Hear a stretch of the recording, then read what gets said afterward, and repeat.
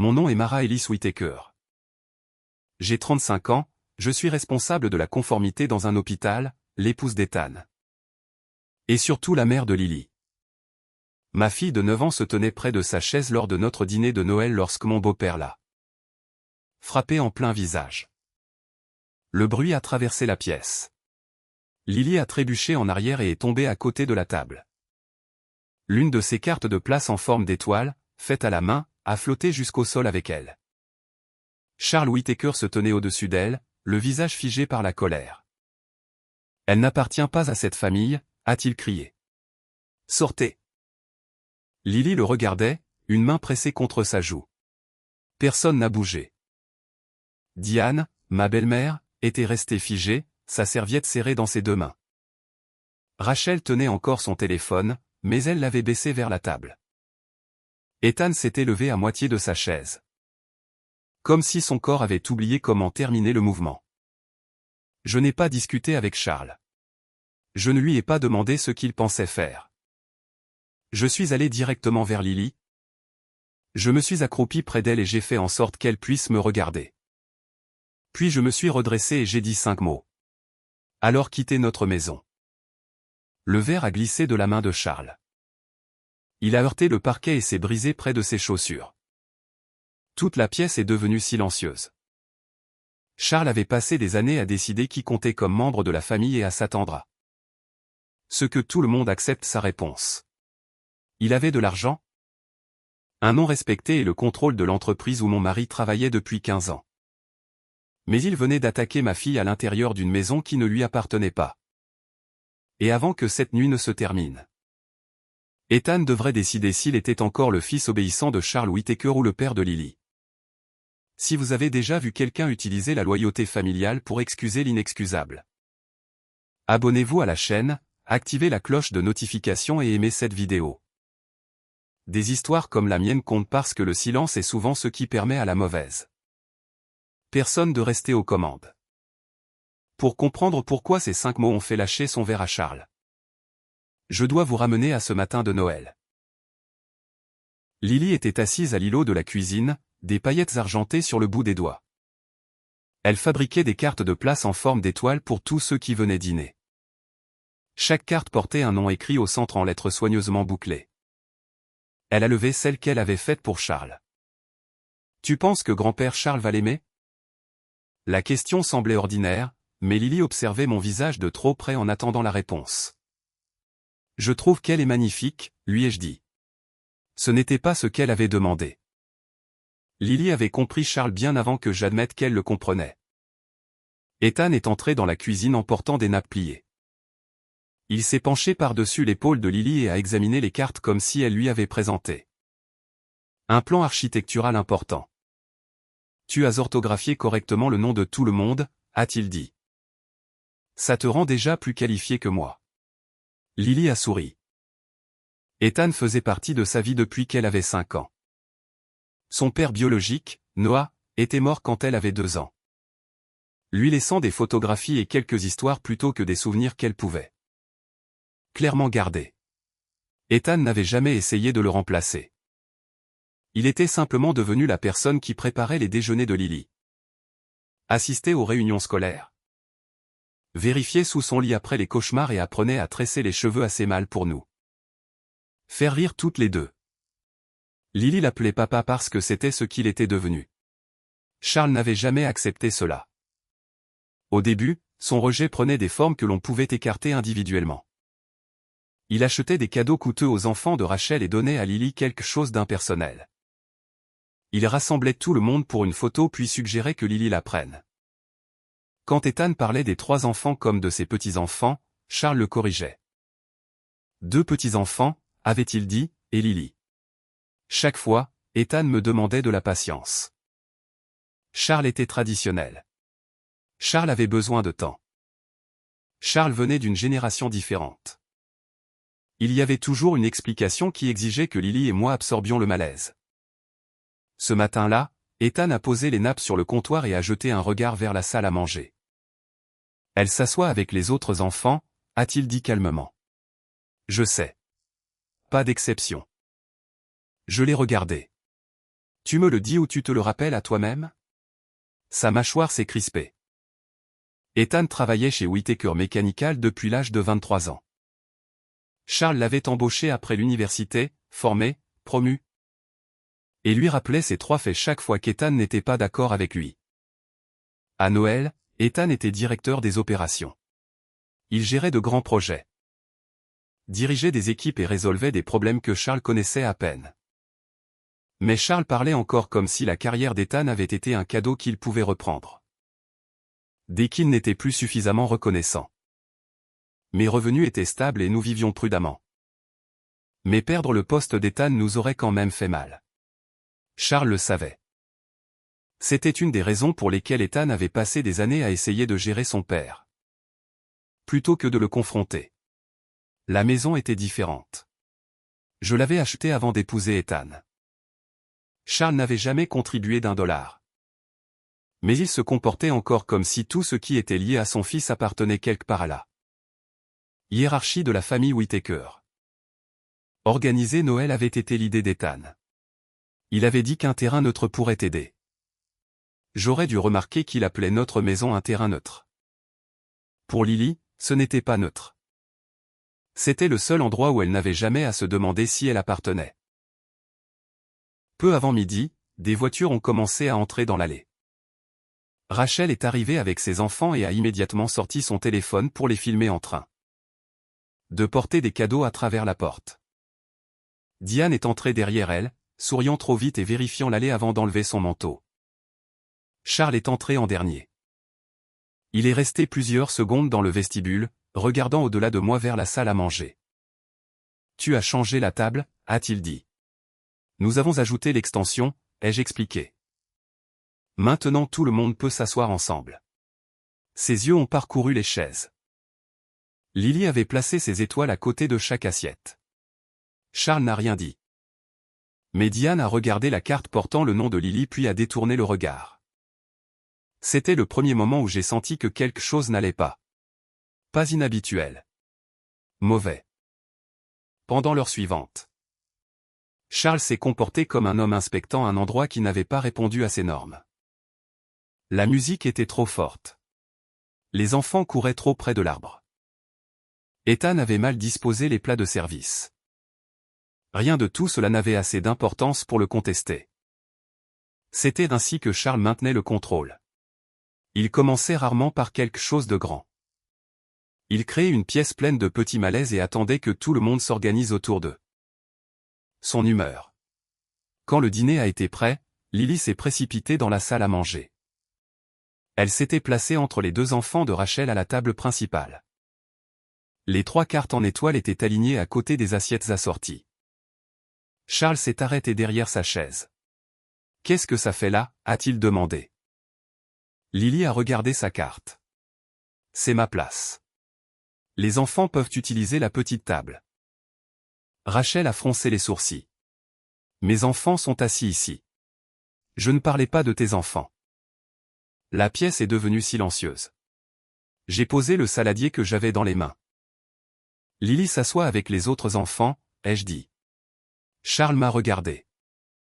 Elle peut s'asseoir dans la cuisine. C'est le dîner de Noël.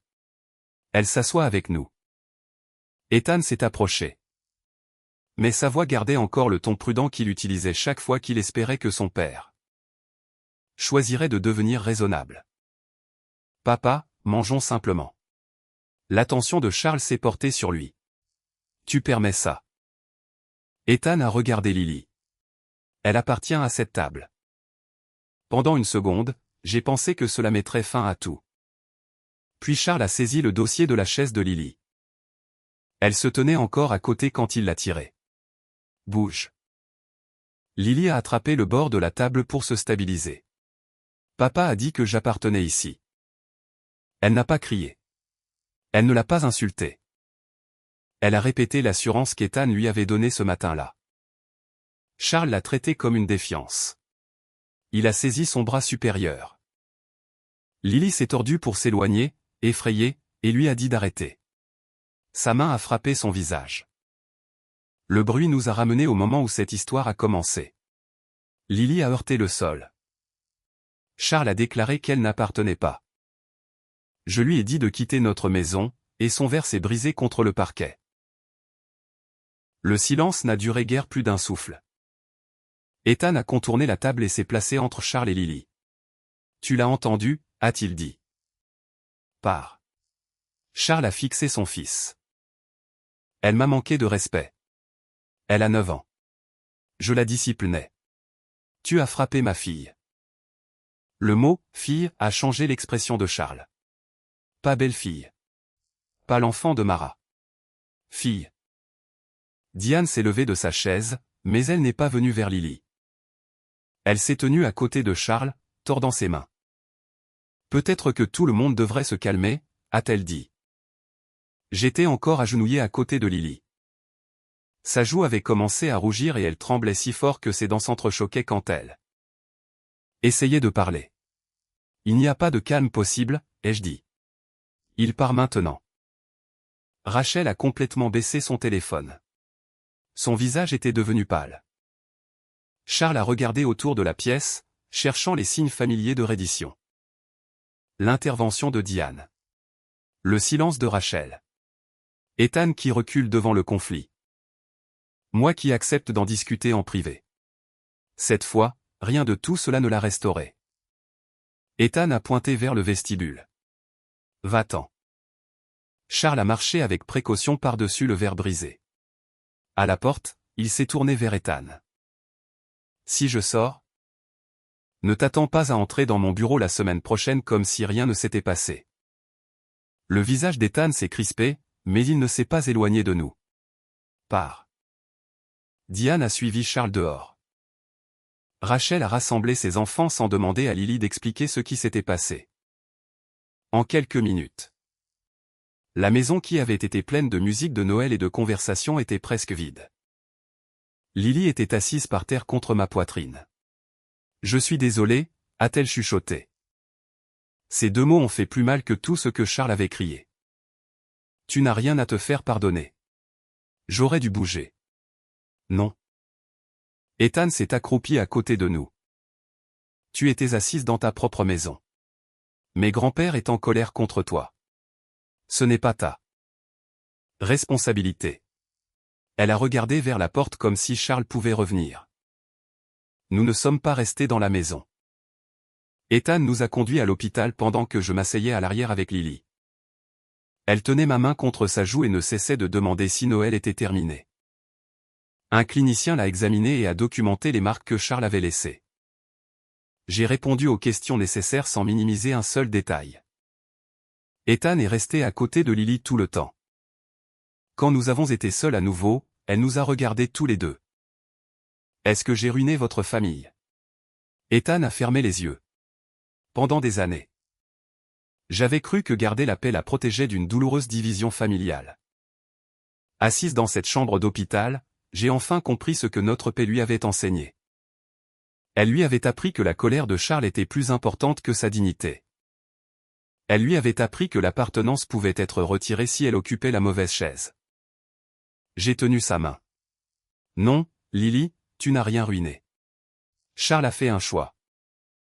Et maintenant les adultes vont gérer ce qu'il a fait. Ethan a hoché la tête. Mais son expression m'a dit qu'il comprenait le coup qui nous attendait à l'extérieur de cette pièce. Son père contrôlait son travail. Sa mère était restée silencieuse. Sa sœur tenait un téléphone quand Lily est tombée. Et Charles se préparait déjà à appeler l'agression autrement. Avant de quitter l'hôpital, j'ai demandé comment faire un rapport de police officiel. Pour la première fois depuis que j'avais rejoint la famille Whittaker. Je n'étais plus intéressé à garder la paix. J'étais intéressé à créer un dossier qu'il ne pourrait pas faire taire. J'ai appelé le service de police local depuis l'hôpital. L'officier qui nous a rencontrés n'a posé à Lily que les questions nécessaires pour comprendre ce qui s'était passé. Je suis resté à ses côtés pendant qu'elle expliquait où elle se tenait. Ce que Charles avait dit et comment elle était tombée. Elle n'a jamais changé son récit. Ethan non plus. Quand l'officier a demandé si Charles avait pu la frapper accidentellement en attrapant la chaise. Ethan a répondu avant que je puisse le faire. Non, Mon père l'a frappé. J'ai vu quelque chose se fermer en lui quand il a dit cela. Pas exactement de l'affection pour Charles, quelque chose de plus ancien. L'espoir que le comportement de son père pourrait toujours être expliqué d'une manière qui préservait la relation. Quand nous sommes rentrés chez nous, il était passé minuit. Le verre brisé avait été balayé, mais un éclat d'argent restait sous le bord d'un meuble. La carte de place en étoile de Lily était encore par terre à côté de la chaise que Charles avait essayé d'enlever. Ethan l'a ramassée et l'a posée sur la table. Nos téléphones avaient vibré pendant tout le trajet. Charles avait déjà commencé à réécrire Noël. Son premier message dans le chat de groupe familial appelait l'incident un malentendu malheureux. Le deuxième prétendait que Lily avait perdu l'équilibre après qu'il eût déplacé la chaise. Au troisième, il m'accusait d'exploiter une affaire familiale privée pour l'humilier. Il n'y avait aucune mention de ce qu'il avait crié. Aucune mention de sa main frappant le visage de Lily. Aucune excuse à son égard. Diane a écrit que tout le monde avait besoin de temps pour se calmer. 2 parents qui n'avaient pas été présents au dîner ont envoyé des messages demandant si nous pouvions résoudre la situation en privé. Rachel n'a rien dit. Ethan a lu les messages au comptoir de la cuisine. Il sait ce qu'il a fait. Je dis qu'il sait ce qu'il risque de perdre. Ce n'est pas la même chose. Ethan a posé son téléphone. Je sais. Lily a dormi dans notre chambre cette nuit-là. Elle se réveillait sans cesse et touchait sa joue comme pour vérifier si la marque était encore là. Le lendemain matin, elle a trouvé Ethan assis à la table de la salle à manger avec son ordinateur portable ouvert. Charles lui avait envoyé un email. Le message ne contenait aucun salut. Il ordonnait à Ethan de se présenter seul au bureau le lendemain matin et l'avertissait que son avenir chez Whittaker Mechanical dépendait de sa volonté de corriger les dégâts que Mara avait causés. Lily a vu l'expression d'Ethan. Tu perds ton travail à cause de moi. Il a fermé l'ordinateur immédiatement. Non. Mes grands-pères possèdent ton travail. Mon travail est un problème d'adulte. Si j'avais bougé. Ethan a tiré la chaise à côté de lui. Écoute-moi. Tu ne l'as pas forcé à te frapper. Tu n'as pas forcé maman à appeler la police. Et tu ne me forces à rien choisir. Il a fait ses choix. Lily a baissé les yeux. C'est ton père. Ethan a jeté un regard vers l'étoile portant son nom. Et je suis le tien. Charles a appelé moins d'1 heure plus tard. Ethan a mis le téléphone en haut-parleur parce qu'il n'était plus disposé à avoir des conversations privées que Charles pourrait plus tard réinterpréter. Tu viendras dans mon bureau sans Mara, a dit Charles. Tu diras à la police que c'était une affaire disciplinaire familiale et elle modifiera ça. Déclaration. Je leur ai dit ce que j'ai vu. Tu m'as vu corriger un enfant irrespectueux. Je t'ai vu frapper ma fille. Charles s'est tu. Puis sa voix s'est durcie. Cette fille n'est pas ta fille. Ethan a regardé directement Lily. Elle l'est. Si tu ne peux pas l'accepter, il n'y a plus rien à discuter. Tu es prêt à jeter 15 ans pour ça. Non, tu es prêt à les jeter parce que je ne t'aiderai pas à mentir. Charles a mis fin à l'appel. Pendant plusieurs secondes, Ethan est resté à la table avec le téléphone silencieux entre ses mains. Je savais ce que refuser Charles pouvait nous coûter. Ethan savait exactement ce que cela pouvait coûter. Mais Lily avait entendu chaque mot. Il n'y avait plus aucun moyen de la protéger tout en négociant en privé avec la personne qui l'avait blessée. Cet après-midi-là, Rachel m'a appelé. Elle avait l'air d'avoir pleuré. Je dois t'envoyer quelque chose. Qu'est-ce que c'est? La vidéo. Ma main s'est resserrée autour du téléphone. Je n'avais pas réalisé que j'enregistrais encore, a-t-elle continué. J'ai baissé la main après qu'il l'a frappé, mais je n'ai jamais arrêté. Un fichier est arrivé pendant que nous parlions. Je ne l'ai pas modifié. Je ne l'ai pas transmis par une application qui aurait pu le compresser ou l'altérer. J'ai sauvegardé l'original et j'ai fait une copie séparée pour le visionner. La vidéo commençait avec les enfants de Rachel faisant signe à la caméra près de la table. On pouvait voir Charles derrière eux fixer la carte de place de Lily. L'enregistrement l'a capturé en train de déplacer sa chaise. Il a capturé Lily lui disant qu'Ethan avait dit qu'elle appartenait. Il a capturé sa main la frappant. Puis est venu le bruit de Lily tombant, suivi de sa déclaration qu'elle n'appartenait pas à la famille. Mes 5 mots étaient clairs. Tout comme Ethan lui ordonnant de partir. Il n'y avait rien d'ambigu. Rachel respirait inégalement au téléphone. J'aurais dû faire quelque chose immédiatement. Tu étais choqué. Toi aussi. Et tu as bougé. Elle a fait une pause. Mes enfants me regardaient. Je suis restée assise parce que je pensais à papa, à l'entreprise. Et à ce qui arriverait si je m'opposais à lui. Lily était par terre et je pensais à mon travail. Son honnêteté comptait plus qu'une excuse. Que vas-tu faire maintenant, ai-je demandé. Dire la vérité. Rachel a fourni l'enregistrement original à la police. Quand Charles l'a appris, il l'a traité de déloyal. Il lui a rappelé que son salaire venait de lui et l'a accusé de détruire la famille pour protéger une étrangère. Rachel n'a pas retiré le fichier. Elle a aussi cessé d'autoriser ses enfants à passer du temps seul avec lui. Diane nous a contactés 2 jours plus tard. Elle a demandé à se rencontrer sans Charles. Mais j'ai refusé une conversation en personne pendant que Lily avait encore peur qu'il apparaisse avec elle. Diane a accepté de parler par téléphone. Sa voix était calme. Charles m'avait dit avant le dîner que Lily ne s'assiérait pas avec les autres petits-enfants. Mon estomac s'est serré. Tu savais. Je pensais qu'il laisserait tomber. Tu savais qu'il avait l'intention de l'exclure et tu ne nous as rien dit. Je ne savais pas qu'il la frapperait. Non, tu savais seulement qu'il prévoyait de l'humilier.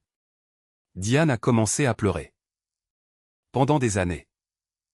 Les larmes avaient mis fin aux conversations difficiles dans la famille Whittaker. Quelqu'un la consolait, le sujet s'adoucissait et Charles évitait la responsabilité. Je ne l'ai pas attaquée, mais je ne l'ai pas non plus sauvée de ce qu'elle avait admis. Vas-tu dire à la police ce que tu viens de me dire? Il y a eu un long silence.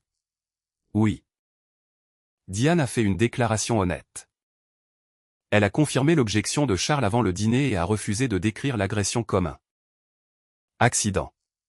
Cette décision n'a pas réparé sa relation avec Lily. Elle a cependant empêché Charles de présenter la famille comme un groupe uni soutenant sa version. Le lundi suivant, Ethan a reçu un avis de licenciement. 15 ans de travail ont été réduits à un court email indiquant que son poste avait été éliminé. Parce que Charles ne faisait plus confiance à son jugement. Il n'y avait pas d'indemnité de départ au-delà de ce que l'entreprise lui devait. Son accès au système avait déjà été désactivé. Ethan a lu le message 2 fois.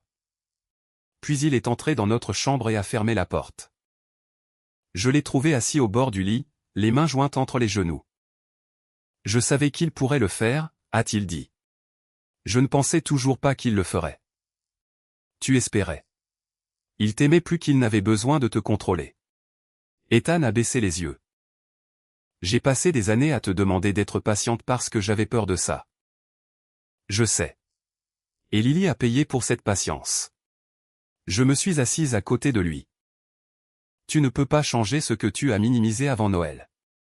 Tu peux décider de ce qui se passe. Maintenant. Charles lui a offert ce choix le lendemain. Par l'intermédiaire de Diane. Il a fait savoir que le licenciement d'Ethan pouvait être annulé si je retirais ma plainte. Décrivait le coup comme accidentel et acceptait de tenir Lily éloignée des futurs rassemblements.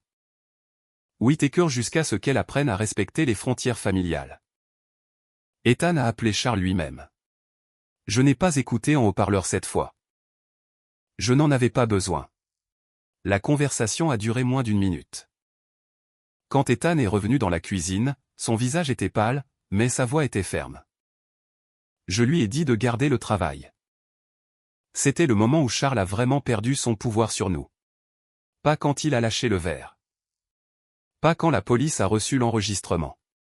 Il l'a perdu quand Ethan a accepté le coup de dire non. Les mois suivants n'ont pas été faciles. Nous avons passé en revue chaque dépense du foyer et reporté tout ce qui n'était pas essentiel. Ethan a postulé dans des entreprises où son expérience devait tenir seule. Sans que le nom Whittaker ouvre la porte. Certains entretiens se terminaient dès que les employeurs réalisaient qu'il avait quitté l'entreprise de son père dans des circonstances hostiles. D'autres traitaient 15 ans dans une entreprise familiale comme s'il s'était agi de charité plutôt que de travail. Ethan a continué à postuler. J'ai continué à travailler et nous avons utilisé les économies que nous avions constituées parce qu'une partie de moi avait toujours su que Charles pouvait transformer l'argent en armes. Lily a commencé à voir une conseillère spécialisée en traumatisme. La guérison ne s'est pas produite en un moment inspirant. Pendant des semaines, elle a refusé de s'asseoir le dos à une porte. Si un verre tombait dans un restaurant, son corps se crispait avant qu'elle puisse l'arrêter. Elle demandait si Charles savait où elle allait à l'école et si Diane pourrait la mener à la maison. Nous avons changé les codes d'entrée et rendu chaque limite visible. Diane n'avait pas le droit d'arriver sans appeler. Charles n'avait pas le droit de contact par cadeau, message ou parent. Personne n'avait le droit de demander à Lily quand elle prévoyait de lui pardonner. Lentement, elle a cessé de vérifier les fenêtres chaque fois qu'une voiture entrait dans l'allée. L'enregistrement et la déclaration de Diane ont rendu la stratégie juridique de Charles difficile à maintenir. Son avocat pouvait contester des souvenirs individuels, mais il ne pouvait pas effacer la vidéo. Charles a finalement accepté une résolution pour voie de fait de nature délictuelle plutôt que de continuer à nier ce que les preuves montraient. Il a reçu une probation. Un counseling obligatoire de gestion de la colère et des restrictions l'empêchant d'avoir des contacts avec Lily. Il n'a pas perdu son entreprise. Il n'a pas perdu sa maison ni son argent. Ce n'était pas une histoire où chaque mauvais acte produisait un effondrement spectaculaire. La véritable conséquence de Charles était plus simple. Son argent a cessé de lui donner accès à nous. Rachel est restée chez Whittaker Mechanical. Mais sa relation avec lui est devenue strictement professionnelle. Elle n'a plus jamais laissé ses enfants seuls avec lui. Diane est restée mariée à Charles pendant un certain temps. Cela a rendu toute relation avec elle impossible. Finalement, elle a accepté que voir Lily exigeait de venir seule, de respecter chaque condition et de ne jamais porter de message de son mari. La première fois que Diane a rendu visite, Lily est restée près de moi. Diane n'a pas demandé d'étreinte. Elle n'a pas dit à Lily que Charles lui manquait. Elle s'est simplement excusée d'être restée silencieuse. Lily a écouté puis est retournée au puzzle sur lequel elle travaillait. Diane a accepté cela comme la seule réponse qui lui était due. Charles a essayé plusieurs façons de nous joindre sans aborder ce qu'il avait fait. Un cadeau de Noël est apparu par l'intermédiaire d'un parent. Ethan l'a renvoyé sans l'ouvrir. Diane a apporté une enveloppe que Charles prétendait contenir des excuses, mais quand Ethan l'a lue, la lettre se concentrait sur ce que Charles avait perdu et sur la cruauté avec laquelle tout le monde l'avait jugé. Il n'y avait aucune reconnaissance directe d'avoir frappé Lily. Aucune reconnaissance qu'il l'avait traitée comme moins digne parce qu'elle n'était pas liée à lui. Par le sang. Le regret était présent. La responsabilité ne l'était pas. Nous n'avons maintenu aucun contact. Après plusieurs mois difficiles, Ethan a accepté un poste d'opération chez un autre entrepreneur commercial. Le salaire n'était pas considérablement plus élevé. Il n'y a pas eu de moment de vengeance quand Charles a découvert que son entreprise s'était effondrée sans son fils. Ce qu'Ethan a gagné était plus important. Son employeur pouvait évaluer son travail sans exiger le contrôle de sa famille. À peu près au même moment, Lily a abordé quelque chose qu'elle et Ethan avaient discuté avant Noël. L'adoption. Elle avait hésité parce qu'elle aimait Ethan, mais ne voulait pas que le choisir efface Noah, le père qu'elle avait perdu. Ethan ne l'avait jamais pressé. Un soir, Lily a posé un dossier sur la table de la salle à manger et nous a dit qu'elle était prête. Elle voulait qu'Ethan devienne son père légal. Mais elle voulait qu'Ellis reste une partie de son nom. Papa était ma première famille, a-t-elle expliqué. Ethan est ma famille maintenant. Je ne veux perdre ni l'un ni l'autre. Ethan a pleuré avant moi. Le processus d'adoption a pris du temps. De la paperasse et des conversations soigneuses centrées sur les souhaits de Lily. Quand il a été terminé, nous ne l'avons pas annoncé à Charles. Ce n'était pas un message pour lui. Cela appartenait à Lily. Au décembre suivant, la marque sur sa joue avait depuis longtemps disparu. Une partie de la peur restait, mais elle ne contrôlait plus la maison. Le matin de Noël, j'ai trouvé Lily à l'îlot de la cuisine. Encore des paillettes argentées sur les doigts. Elle fabriquait des cartes de place en forme d'étoiles. Il y avait moins de noms cette année-là. Rachel et ses enfants venaient. Diane arriverait seule. Il n'y avait pas de carte de place pour Charles. Et personne n'avait laissé une chaise vide pour le représenter. Ethan est entré portant les mêmes nappes pliées qu'il avait portées l'année précédente. Lily a levé l'une des étoiles. Son nom y était soigneusement écrit avec Élise toujours au centre et le nom de famille qu'elle avait. Choisis à côté. Où dois-je m'asseoir, a-t-elle demandé. Où tu veux, a dit Ethan. Lily a considéré la table. Puis elle a placé son étoile entre la mienne et celle d'Ethan. Quand tout le monde est arrivé, Rachel a rangé son téléphone au lieu d'enregistrer. Diane s'est arrêtée à côté de la chaise de Lily, mais ne l'a pas touchée. Elle a attendu que Lily lève les yeux et l'invite à s'asseoir. Le dîner était plus calme que celui que nous avions prévu l'année précédente. C'était aussi le premier Noël Whittaker auquel j'avais assisté où personne ne surveillait l'humeur d'eux. Charles n'ajustait ses mots pour prévenir sa colère. Ou ne prétendait que le silence était la même chose que la paix. Lily riait avec ses cousins. Ethan était assis à côté d'elle. Diane écoutait plus qu'elle ne parlait. J'ai regardé la table et j'ai compris que Charles s'était trompé sur le sens de la famille. Le sang pouvait établir une relation. Il ne pouvait pas excuser le mal. Il ne pouvait pas acheter l'obéissance. Et il ne pouvait donner à personne le droit de décider qu'un enfant était jetable. 1 an plus tôt, Charles avait ordonné à Lily de sortir de notre famille. Au lieu de cela, son choix l'en avait retiré. L'étoile faite à la main de Lily est restée à côté de son assiette. Sa place n'avait jamais exigé sa permission. Dehors, l'air hivernal appuyait contre les fenêtres. À l'intérieur, la porte restait fermée, et ma fille était à la maison.